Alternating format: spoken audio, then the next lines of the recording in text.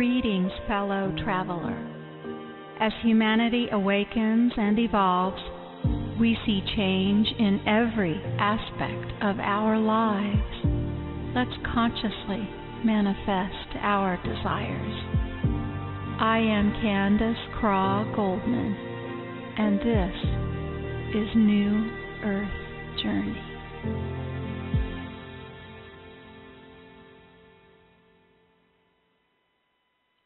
Welcome, everyone. Thank you so much for being here. It's Tuesday, July 21st, 2015. My late teacher, Dolores Cannon, said, "We are living in the most important time in the history of the world." I've become a believer in that statement. Humans are awakening. They're claiming their divinity. They're reclaiming their own individual power. But what does that really mean? There's so much to talk about. It means that we, as humans, are waking up to who we really are. And this fact is a game changer. It will change everything about life on this planet. How is this happening? Meaning, what are the nuts and bolts of this? The biology, the perception. Is our physical DNA really changing? I wonder these things all the time. I think about them. I read about them. I study them. Maybe you do too. Are we really ascending? What does that even mean? What will or does that look like? What will or does that feel like? How will we know? Each and every part of our world is changing, quickly and sometimes drastically. Tonight's show will be one of introduction and setting the stage. I have no guest this evening, and it is my plan after tonight to always have another human being here to engage with in conversation and idea exchange. It is my goal to bring people to this radio program to talk about these concepts, but not only these big esoteric metaphysical, spiritual ideas. I want to bring a variety of interesting people on this show to talk about their lives and their discoveries in all aspects of life so that we can share those and grow and be happier and more fulfilled as humans. I want to talk about time travel and out-of-body experiences and manifesting objects. But I also want to talk about clean water and art and how to grow a really good tomato. I want to discuss changing DNA, quantum physics, and consciousness expansion and energy medicine. But I really want to know more about homeschooling and vaccinations and smart meters and drones. I grew up in the 60s and 70s. I thought Johnny Carson and then after him, David Letterman, had the best jobs imaginable. And then one extremely late night, while waiting for my high school daughter's band bus to arrive at the school, sitting in the parking lot with the radio on, I just happened to hear Art Bell on Coast to Coast Live on the truck radio. I think my world changed right then and there. He was talking about, I believe, after-death communication and actually playing radio clips, audio clips of after-death communication. I don't think that my dropped jaw lifted for hours after that. It was astounding to me that someone was talking about these fascinating subjects. on the radio. Of course, times have changed, and now in 2015, there are a plethora of these shows. And here I am, adding to all of those voices across all of these airwaves. So why? Why am I here adding my voice to a long list of others, exploring similar topics, maybe in a little better way or more experienced way? Well, I have several answers to that question. But the most important answer is, I believe that it must be the case that the more that any of us talk about empowerment or the betterment of life for everyone, the more possible it becomes and the better it is for all of us. I've always been about sharing. The more we talk about creativity and freedom and expansion for everyone, the better. So that's why I'm here. And a part of this answer is because where I live physically. My husband, Tom, and I live on a small farm in rural Kansas. Now, Kansas is not a place one typically thinks about when one considers cutting-edge metaphysics or new spiritual thought. But people are waking up here too. It is happening here, just like it's happening everywhere. People are waking up here, and it's one of my goals for this show to look to my local community for connection in this way, because I have this conversation over and over again with native Kansans or with other people who come here to visit. So there are lots of stories to tell, even about Kansans and things that happen here.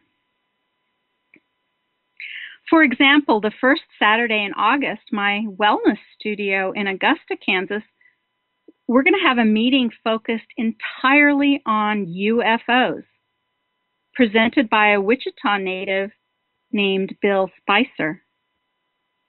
Bill not only has taken amazing photos of craft right here in the Wichita area, but he's had communication with these beings. Now, none of that is headline news in the metaphysical community. You know that. But here's what's nice. What's nice about this fact is I feel absolutely free to tell everyone here in this state that I know, my friends and family and my contacts, about this meeting. And I will also be supported by the local Chamber of Commerce when I put a sign on my studio door in tiny, conservative Bible Belt, Augusta, Kansas. Augusta has a population of less than 10,000 people. Kansas is one of those places that those on the coast consider a flyover state. I know they make jokes about us. And sometimes we make jokes about ourselves. And sometimes we even say, that's just fine. You keep those folks out of here because we like our rural life. This state isn't normally one worth traveling to for any real reason. We're not a destination state, to be sure. So why live here in Kansas? In my own story, my own short answer to that question is that my elderly parents still live here. And I'm the only surviving child. And we have a very small family. And I want to be close to them. There was a time a few years back when my husband and I thought we might consider moving to Arkansas. I was traveling there quite a bit to assist Dolores Cannon, my teacher, in her classes. And Northwest Arkansas would have been about midpoint between my parents' home in Wichita and the home of my lovely in-laws in St. Louis. And I want to say hi to my mother-in-law, Linda, one of my best supporters. Hi, Linda. Thank you for listening. Anyway, we thought that that might just be perfect. We might live in northwest Arkansas. And literally while we were looking at land, my mom fell, broke her pelvis, just as we were seriously considering the idea, and I quickly realized that I needed to be much closer to her than a several-hour drive. I needed to be able to sit with her in the hospital. So we started to look at properties here. And that brings me to one of my first stories. So while we were looking at properties here, there was a time when I was with the real estate agent. And we were in his pickup truck and we were circling a hayfield behind the small farmhouse here on the property. And I had him stop and I said, you know, you might think this is a little strange, but I want to walk right out into the middle of that hayfield there, and I want to lay down on the ground, and I want to ask God if this is the right place for us to live. And he was very kind, and I'm not sure he'd ever heard such a request before, but I opened the door and I walked out into the middle of the field. Now, this was near my brother's birthday. And my brother's birthday is the 5th of March. I think it was just afterwards, maybe the 8th or something like that. So it was a cool early March day in Kansas. It was sunny, but it was damp. The ground was damp. The sky was blue. There were beautiful puffy white clouds floating by. It was a little breezy. And I lay down in the middle of that field. And I flat asked God or whoever, the universe, my angels, my higher self, to give me a sign, to tell me whether or not this was the right place for us to live. So I laid there and I thought, well, what kind of sign is it going to be? I thought maybe a bird might circle over my head. I thought a butterfly might show up and land on my nose. I don't know what the sign was, but I waited. And I waited patiently. But I also knew the realtor was waiting just, right over there in the running pickup truck, and I wasn't going to wait forever. So I thought to myself, well, it feels comfortable here. My back feels comfortable here on the ground. I think this is going to be okay. And right when I had that thought, I thought, I don't need to wait for another answer. That's good enough for me. That feeling is good enough for me. So I put my hands on the ground, still damp and chilly. I had a coat on and boots. And I started to sit up. And that's when I noticed it. Right at the tip of my right boot was a blooming sunflower. Now, anyone from this area knows that there is no such a thing as a blooming sunflower in Kansas in the first week in March, or April or May or even June. Sunflowers bloom around here in July when it's hot. They don't even push up out of the ground until summer, but there it was, right at my boot, a blooming sunflower coming out of the ground, and it wasn't there when I laid down. So from that moment on, I knew that this was the correct place for us to be. And so that brings me to talking a bit about me and my background. And as Dolores would say, well, it's always good to begin at the beginning. So I'll tell you a bit about myself and my family and how I got into this work. I was born in 1961 to a young Air Force fighter pilot and his German-born wife in New Mexico. My mom went through World War II as a motherless teenager.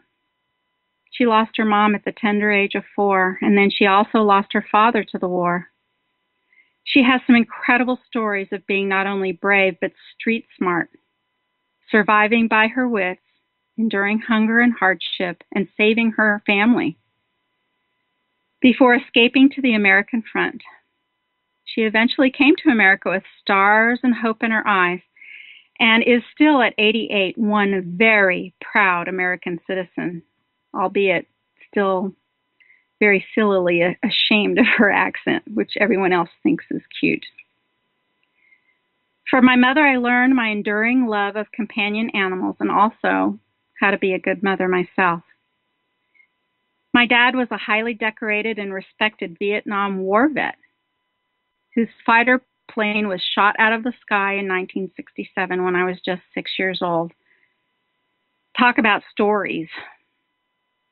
There are actually several people out there, one who just recently contacted me, who are making movies about where my dad is a significant character in them, telling the story about the war. And my dad was quite a character. He still is. From my dad, I learned that possibly the most important life skill that one can have is to be resourceful. He has always been incredibly resourceful. And he's always beaten the odds when the situation looked grim or hopeless. He used to say, if the odds are 10,000 to 1, that's about right. You can still come out a winner. He always had, and he gave me the absolute knowing that I could be that too. And I also learned something very, very important about healing in the body from my dad. About after the incredible time where he was shot down from his fighter jet in the war. When he landed on the ground in North Vietnam, he had such a bad compound fracture that the bones were sticking out of his leg. First things first, he kept the enemy at the time at bay and was successfully rescued where many of his friends were not and spent years in North Vietnam prisons. A terrific story there, to be sure, but the one that I think about and talk about often in my own healing practice as it concerns my dad is what happened after he got to the hospital and then sent back to the States. You see, his leg got infected, and the doctors wanted to take his leg.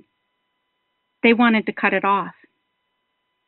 It was terribly infected with gangrene, and they said it must be amputated to survive. And he told them to go to hell. Not only would he survive, he would heal and go back to the war to help his buddies that were left.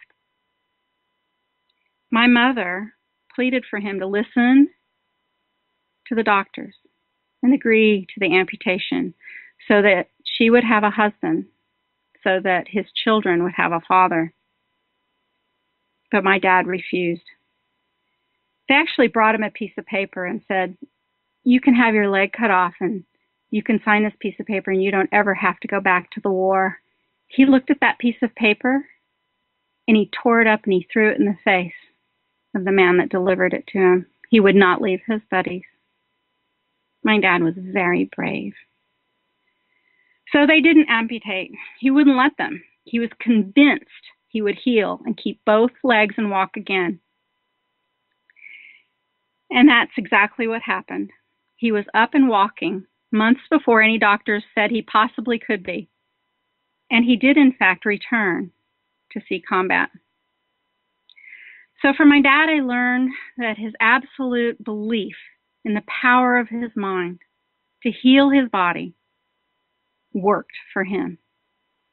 When everyone else said it wasn't possible, he said, I'm not listening to you. I'm following my inside messages, what my internal self says.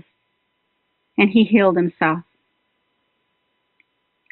So Dad came home to me and Mom and my younger brother, Randy, who was 18 months younger to me. Randy was my only sibling, and he was a huge influence in my spiritual growth. Not only were we best friends and playmates growing up, we had multiple supernormal and paranormal things happen to just the two of us at the same time in our childhood. And I want to tell one of those stories right now. I think I was about 5 and Randy was about 3, and we were playing in his room, and we were playing with a chalkboard, and we were playing with a rocking chair, and we were rocking on the arms of the chair. I think we were on horses, stagecoach, and the bad guys were on the chalkboard, and we were just having so much fun. And all of a sudden we heard something, and we stopped. We stopped what we were doing, and we got off the chair and we walked over to the door of his room and we looked down the hallway, which seemed like a million miles away at the time, but it's just a few feet, to the open door of my bedroom. And we heard something, and around the corner came two giant white cats. They were like tiger cats, huge, walking slowly.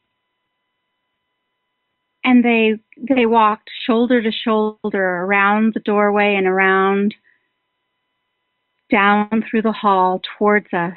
And Randy and I just were stunned. And we didn't move. And we didn't say anything. And the cats walked towards us. And when the cats came close to us, in tandem, their heads turned. And their eyes met our eyes as we held our breath. The cats then turned their heads back forward and slowly walked down the hallway into the kitchen. And then they disappeared. Now, Randy and I had a few other stories like that, and we knew we weren't going to be able to tell Mom and Dad about them because Mom and Dad would say, "Oh, you're just making that up," or "That's just a story." So we didn't tell them. We didn't tell them that.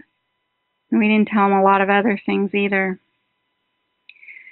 My younger brother, Randy, was also the very first person I ever knew who actually woke up. He woke up as an adult in about 1987 or 88. He was one of the most kindest, most generous people you would ever want to meet. He would go out of his way to help strangers. Somebody had a flat tire or had run out of gas on the side of the road, my brother would stop to help. That's the kind of guy he was. He was very much loved, and he was the very first person I ever knew who noticed the 1111 number repetition phenomena. Now, he noticed this back when the whole idea of digital clocks was pretty much fairly new, and I had no idea what he was talking about. He kept saying, "Look at that, it's always 1111. Why do you think that is?" Well, I know now why it was. He was awake.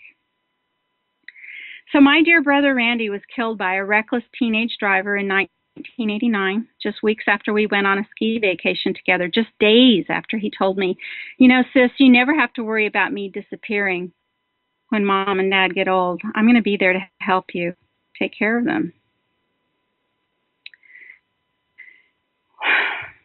One of the interesting notes about my brother's death was he was so generous that a few months before his death, he took out a small life insurance policy on himself and made my parents the beneficiaries. Now, it made absolutely no sense for a young and healthy single 26-year-old man with hardly any income to do this, and he really could not afford it, but he did it anyway. You know why? Because he wanted to help his friend out. His friend was new in the insurance business. The death of my brother changed my world. Everything was different after that. And my psychic abilities blossomed even while my grief held on. But life continued on. And so did the occasional spiritual experience. So move ahead a couple of decades or so, and Tom and I and our school-aged children are living in the Austin, Texas area.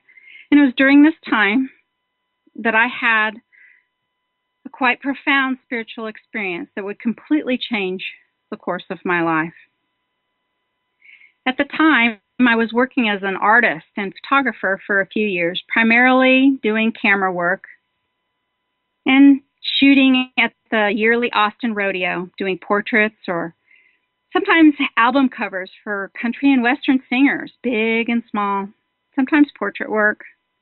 I didn't have to work hard. Tom did a very good job providing for his family, but I liked being creative. And as it happens, I was working on at the time was my biggest shoot of my career. It was to produce the album cover art for the third album. I'd already done two of an Americana country artist. His name was Matthew. And we'd been working on this shoot for many months. We had a location, lighting, a special antique truck he wanted. to take a picture of with him near it, a crew, and a small window of time to create enough images for the album and the promotion of it. Now, Matthew still had a day job.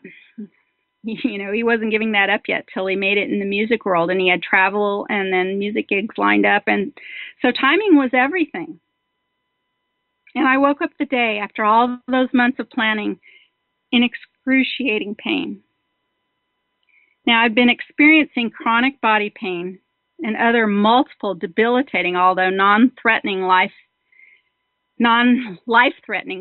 health issues for many years, including 2 bedridden pregnancies, 7 weeks for our first child, and 5.5 months I spent in bed to deliver a second healthy baby. So I'd had some struggles. So the pain was back, and it wasn't long before I had to make the call to cancel the shoot with Matthew. I had to call him and all the crew, cancel the location, the lights, the truck, everything. I put myself in bed. I couldn't move anyway. So as I lay there, I felt awful. I felt so awful. I had let so many people down. I felt very much like a loser. Imagine me putting the big L on my forehead. But I also felt in a way like it was the last straw. I was just so upset. I had hit the bottom. This was sort of the dark night of the soul. I found myself deciding to pray. I was going to pray myself into a stupor, I thought. I prayed to God. I prayed to Jesus. I prayed to every angel and saint whom I could even remember the name of. I tried to memorize the rosary that night. I prayed to Buddha. I called out to my guardian angel. I asked my deceased relatives to assist, especially my brother.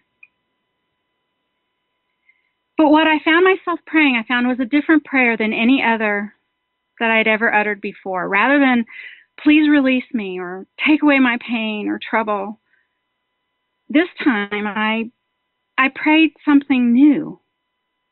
This time I prayed, what am I supposed to do? What do I need to change? I've tried every drug, every doctor, every treatment imaginable. What is left to do? I cannot go on living like this. What am I supposed to do? Now, my official diagnosis was fibromyalgia, but that's a wastebasket diagnosis. And it just meant that lots of stuff was wrong, lots of stuff hurt, lots of stuff kept me from having a real life. But it kept me from that project that day, and it put me in bed that day. And I just decided to do something different. I just had it in my mind like a pit bull. I had it in my teeth. I was just going to pray myself into a trance. And I did.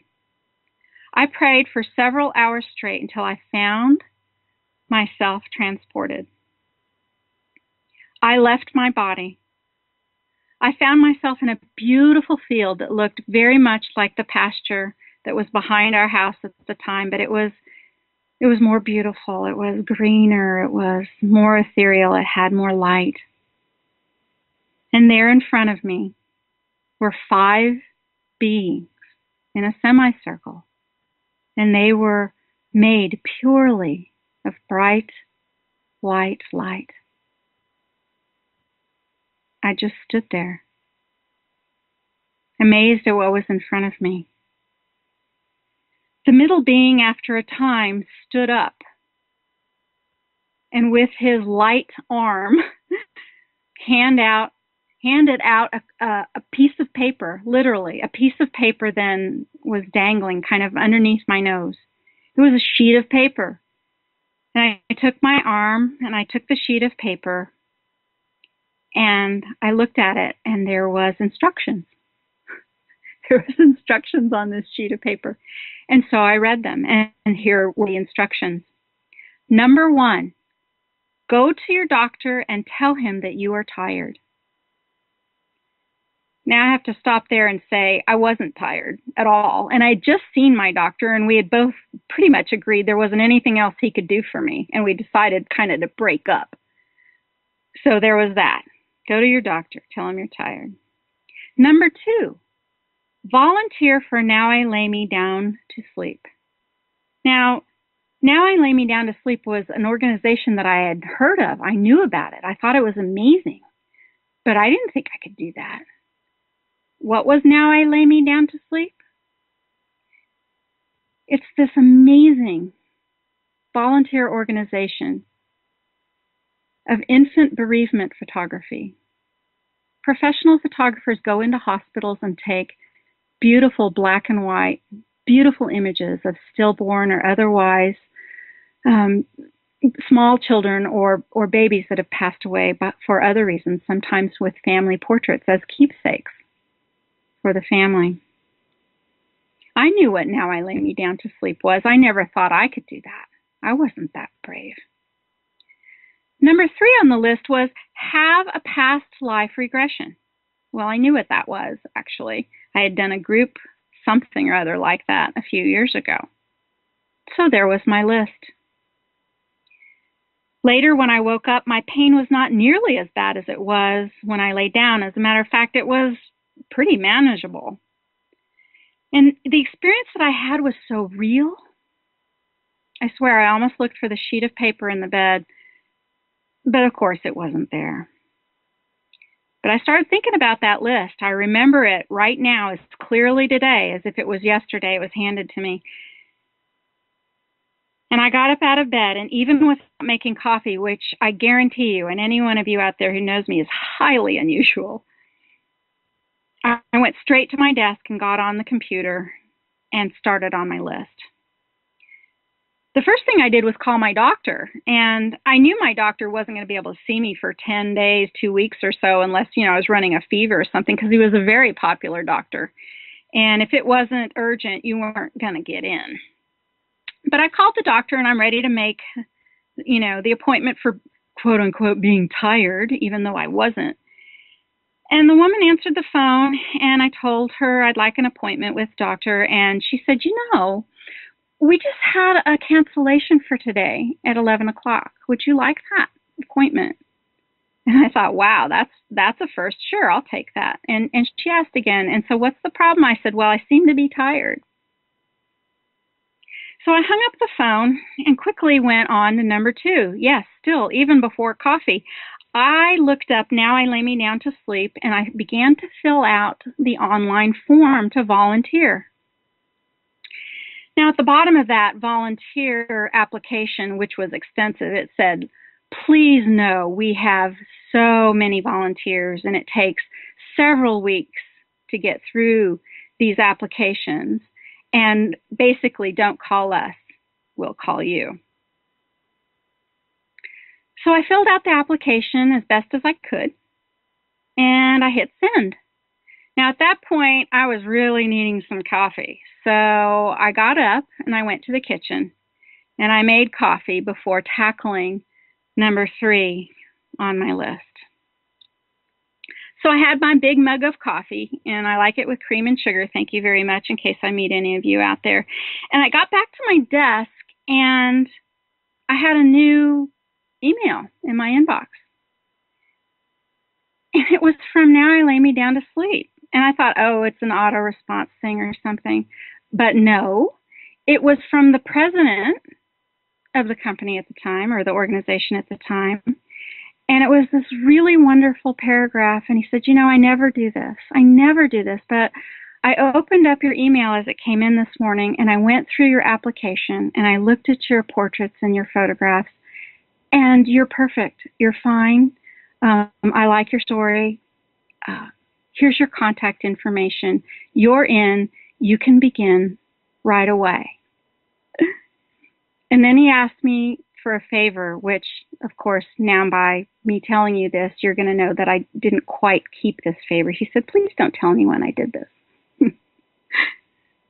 Because people wait a really long time to get vetted for this organization. But I was vetted in the time it took to make coffee. So it started to be a really interesting day right there. So I got online and I started to research past life regression, and I didn't get very far. And I looked up at the clock, and I needed to get a shower because I needed to make my 11 o'clock doctor appointment. So I got a shower, got in the truck, and went downtown to go see my doctor. And the whole way there, I started to get a little nervous. What was I going to tell my doctor? Well, the light beings, I know now that was my light council. And I know that because since that time, I've taken countless clients to the light council. But at the time, I knew they were made of light and I called them angels. And I thought, well, I'm just going to tell the doctor the truth. And so I did. I was sitting on the exam table on the silly white piece of paper while he was putzing around outside, and he finally came in. And he said hi, and he said, well, we just decided we weren't gonna try to do anything for your fibromyalgia anymore. You didn't want to take the drugs, and it was all I had to give you, and here you're back. And I said, well, I'm back because apparently I'm tired. And of course he's looking at me. And so I just decided to tell him the truth. I said, okay, so I had these angels and they came to me and they told me to tell you that I'm tired. Now, I'm not tired, but that's what they told me to tell you. And I'm doing everything that they told me to do. So that's what I'm telling you. I'm here and I'm telling you I'm tired. And my heart's beating out of my chest because I'm thinking, what's he going to think? And he looks up at me and he pauses and he says,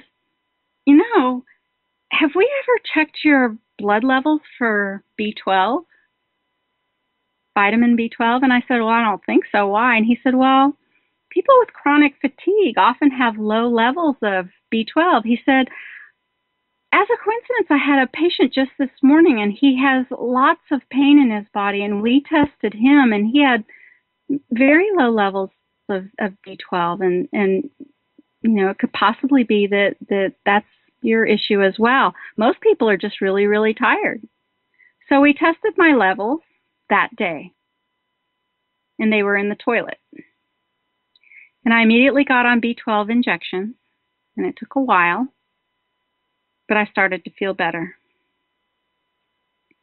So after that appointment, I come home and I still have number 3 to do on my list. And before I get home, I stop at the mailbox. We, at the time, lived in the kind of neighborhood where the mailboxes are outside of the gate. And I stopped to get the mail, and there was a key, that for the parcel box. I had a parcel. So I opened up the parcel box, and inside was a present. And it was from a friend, and an online friend, someone I'd never met. And I opened up the box right then and there at the gate, and it was a book. And it was one of the Convoluted Universe books written by Dolores Cannon. And on the inside was a note by this friend, and she said, I think you'd be interested in reading about Dolores Cannon. She does past life regressions, and she's also having a class this summer. So I took the book, and I drove the rest of the way home, and I'm standing in the house and I'm thinking, I feel like I'm in a movie. This is like being in a movie. And so I'm running with it at this point. I am following every magical stepping stone that is being laid out in front of me because I can't deny what's happening anymore. So I go into my office and I look at the calendar and I look up Dolores Cannon. And I see that there's a class, and it's in July, and I call the office. And I talk to a lovely lady named Joy. And just as an aside here, Joy, right this moment now, is in a hospital in Arkansas, and she's battling cancer. And I don't think she's doing as well as everyone would like. If you all could send love and prayers to Joy right now, I would appreciate it. And so I talked to Joy about what I need to be able to qualify for this class. And it sounded like I qualified. I had Reiki training, and that was good enough for them. And so I thought, well, okay, maybe I can go to this class. But summer was busy. We had a graduating senior and another child doing sports, and my elderly mother was living with us. And I just didn't see how it was going to be possible for me to travel and stay 3 days for a class and come back 5 days without me. Anyone who's a driving mother in that kind of life and world knows that it's very difficult, maybe impossible. But But I called our daughter into my office. I said, bring your calendar. I think I want to take a trip. And when I said that, she literally burst out laughing. She said, we're scheduled every single weekend this summer. You can't take a trip. But she brings her calendar into my office anyway. And we look at it. And before she even sits down, she says, every single weekend is filled except for one weekend in July. And she points to it on the calendar. And of course, that's the weekend of Dolores's class. Now, this was 2008. So I say, well, mark off the calendar that you can take care of my mom and the horses and other things, driving, etc., the household, and maybe I can take this trip. So the next thing was, well, this class, it cost $500. So $500, well, $500. Could I have taken it out of grocery money or savings? Sure, but I didn't want to do that. Plus, there was going to be gas and hotel. So where was I going to get $500? That was the next question on my mind. And I literally, in my mind, I'll never forget this. I was standing right by the printing machine. And I was thinking, well, okay, so where am I supposed to get $500? And as soon as my mind had finished forming that question, my little elderly mother toddled into my office holding something in her hand. And in her little German accent, she said, you never take anything from me. I've been living here for so long, and you never take money for food or nothing. Please, take this, she says. And she's pushing a check into my hands. And I've always said, no, we don't need it. We can afford it. This is fine. I don't need your money. But she's begging me. She's looking at me in my eyes, and she is saying, please, would you take this money? And she hands me a check for, and you guessed it, it was for $500. That sealed the deal. Everything magical was happening. Everything magical was happening. Now, as a kid, I didn't like magicians, and I didn't know why for the longest time, and I know why now. Because the stage magician, that fellow who pulls a rabbit out of the hat, they stand up there, and it's sort of like, yuck, yuck, yuck. We're going to pretend there's such a thing as magic, but there's not such a thing as magic, and I know there's not such a thing as magic, and the world and the teachers and our clergy and everybody says there's no such thing as magic, but we're going to pretend for a little while just for fun, but there's no such a thing as magic, and that's why I don't like magicians, stage magicians. And this is why, because this day magic was real, and the magic kept going. And the magic was really real. And I still don't like stage magicians because I know magic was real. That was the beginning of magic in my life. And it only got better after that. So a few weeks later, it was time to go. And I'm standing in the driveway and I'm throwing a backpack in the back of the pickup truck. And I'm thinking of what it's going to be like to go take a class from Dolores Cannon. The time it's in Fayetteville, Arkansas. And while my backpack is flying through the air, getting ready to land on the back seat, I see it so perfectly clearly. Candace CrawGoldman, is going to be the demonstration subject in Dolores Cannon's past life regression class. It's going to be me. There is no question about it. The magic is not going to stop. It's going to be me. That's why this is all happening.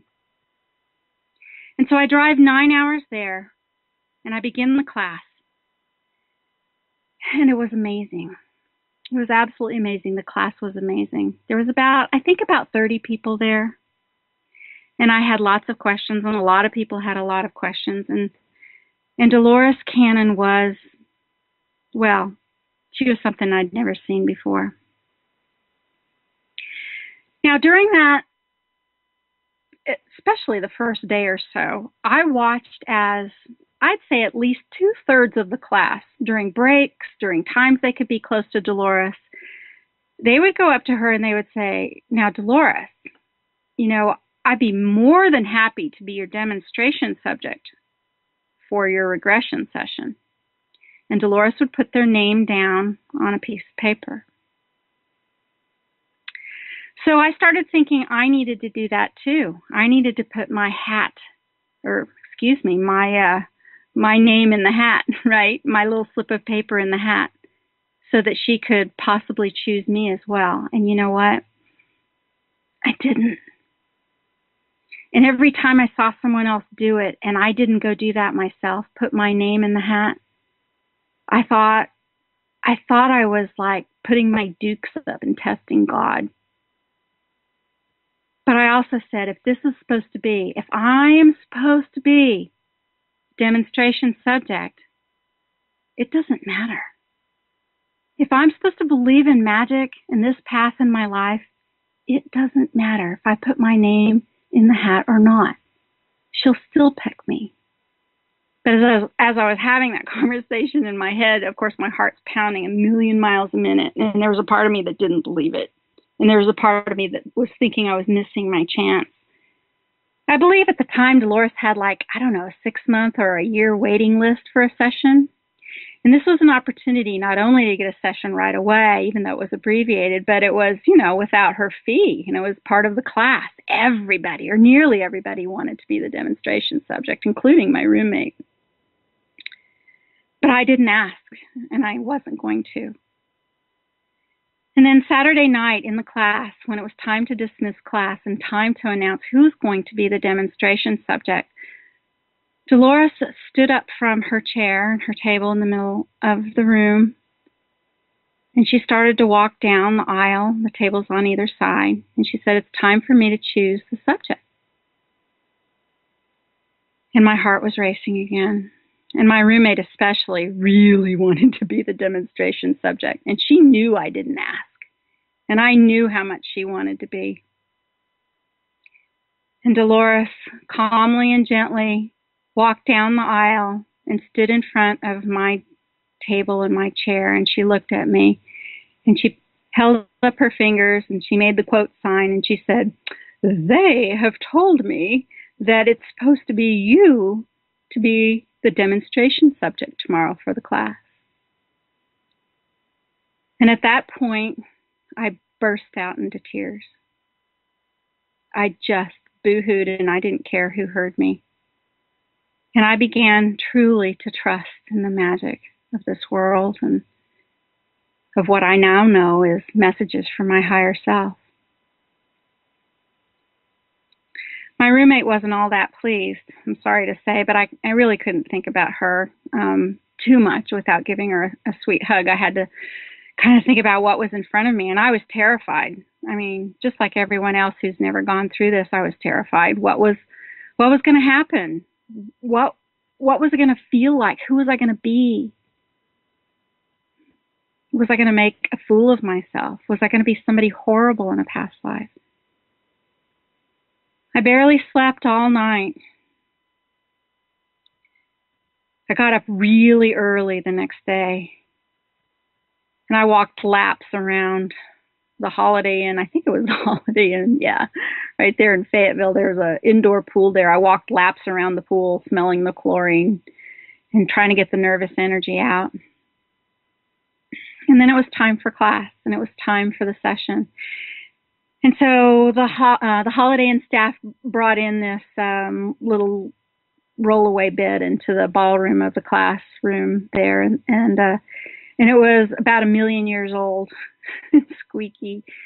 And the mattress was, oh my God, it was awful. And they made up a bed for me there, and I laid on it, and there must have been, 7, 8 springs at least poking me in my back, but it didn't care. It was like, I'm getting ready to do this. I'm getting ready to have a past life regression with Dolores Cannon. And I did. And it changed everything. It changed absolutely everything in my life and in my world. And I'm actually on this radio program. I plan on playing most of that regression, playing the tape of that and talking about it and the different parts of it and deconstructing it and sharing it with those of you out there who've not ever heard absolute real Dolores Cannon session. So what happened during the session? Well, I went to a life as a caveman. Yes, caveman, and I was a man. And when I looked down at my feet, I had red, hairy feet. And what I found out very quickly was that I was an outcast. And I was an outcast because I wanted to do things differently. I had these ideas that were out of the box of the regular caveman box at the time. And I was trying to suggest different ways to feed ourselves, different ways to take care of ourselves with housing, etc. But the bigger, more in charge, mean leader caveman didn't like me very much. Number one, I was being weird and stupid and had new ideas. And number two, I was red. I wasn't the same color as the rest of the cavemen, who were mostly brown and dark. So they banished me from Caveman Village, and I was living in a small, tiny little cave by myself with no community, away from everyone. And I was lonely, and I was hungry, and I was frightened. And I had big animals hunting me.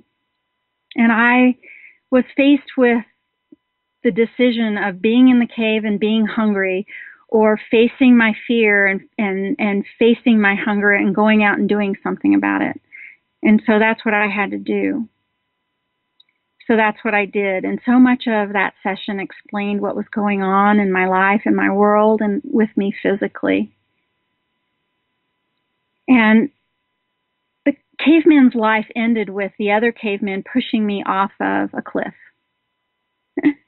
And as I fell, I remember looking down at the bottom, and Dolores says, "Well, what do you think about that now?" And I said, "I'll remember this." I said, "Well, somebody's going to eat today." And I meant the animals out there.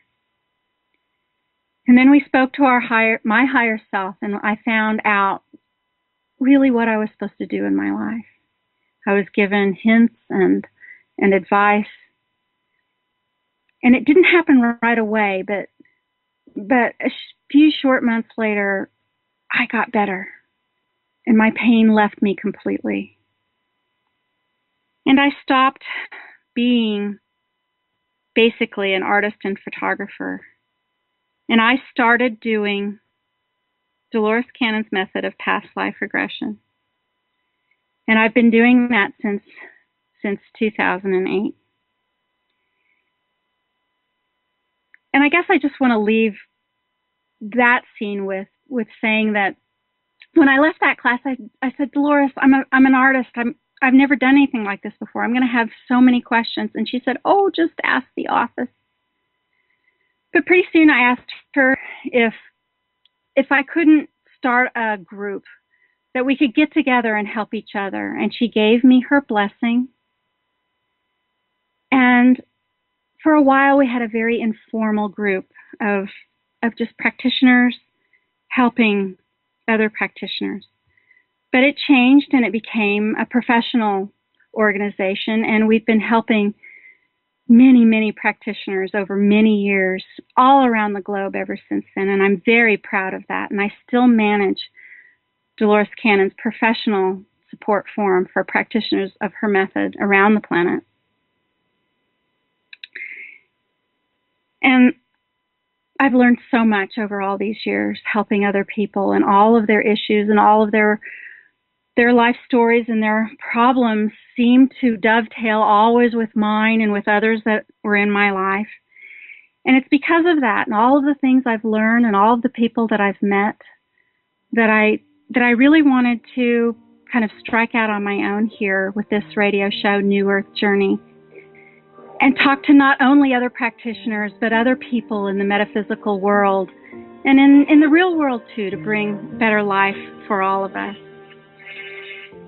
So as this show is coming to a close, I'd like to acknowledge the one person who's brought me the greatest spiritual understanding and growth and support in every area of my reality, and that's my life partner, my best friend, my dear husband and soulmate, Tom.